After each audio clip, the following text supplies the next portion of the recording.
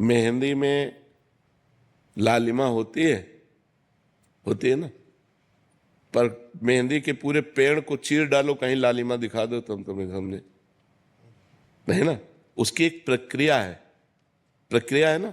उसके पत्ते तोड़िए, उसको बांटिए, बांट के लगाइए, आधा घंटा लगा रहने दीजिए, फिर धो दीजिए। तो आपको दूध में घी है, पूड़ी पका सकते हो, लेकिन घी है उसी में।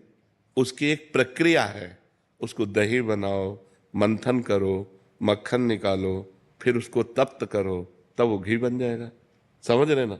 ऐसे परमात्मा सर्वत्र है। चीर फाड़ डालो किसी को, कहीं भी अगर मिल जाए तो बताओ। उसकी प्रक्रिया है साधना। साधना के लिए हमें पवित्रता चाहिए।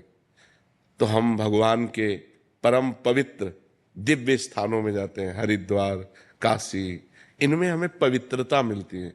जब हमारा हृदय पवित्र होता है तो हमारे अच्छे भाव होते हैं, अच्छे भाव होते हैं तो वो भाव भगवान को समर्पित हो जाते हैं और हमें भगवान का अनुभव हो जाता है। जब हमारा भाव बन जाए ना, तो हम कुत्ते से भी भगवान प्रकट कर सकते हैं। हमारा भाव बन जाए तो हम ईंट से भी भगवान प्रकट कर सकते हैं। हमारा भाव ना बने तो भगवान में भी भगवान नहीं दिखाई दे रहे दुर्योधन को।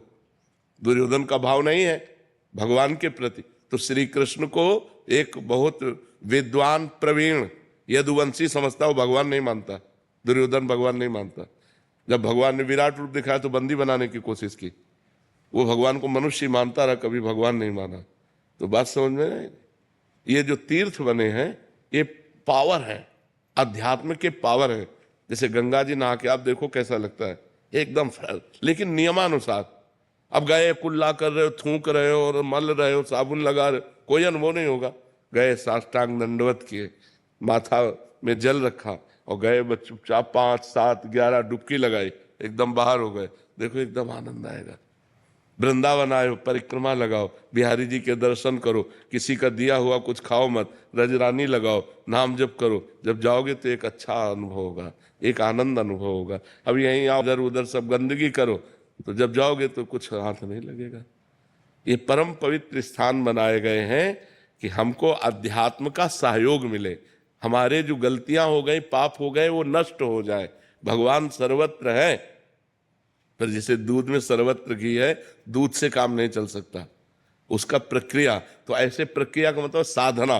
तो साधना का प्रारंभ करने के लिए हमें जो पवित्रता चाहिए वो गंगा है, काशी है, जो बड़े बड़े तीर्थ है, इनमें इसीलिए जाया जाता है कि हम गृहस्थ हैं, हमसे कोई ना कोई पाप बन जाते हैं। तो इन तीर्थों में जाने से हमारे पाप नष्ट होते हैं, हमारे पुण्य बनते हैं, हमारा हृदय पवित्र होता है। अवश्य जाना चाहिए, पर जिस पद्धति से रहना उसी पद्धति से रहना।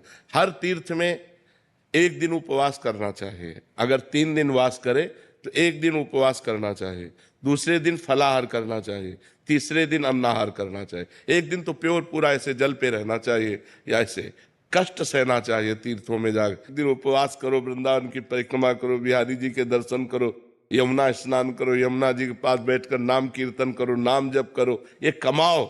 जो तीर्थ स्थानों में परम पवित्र भाव कमाए जाते हैं वो एक।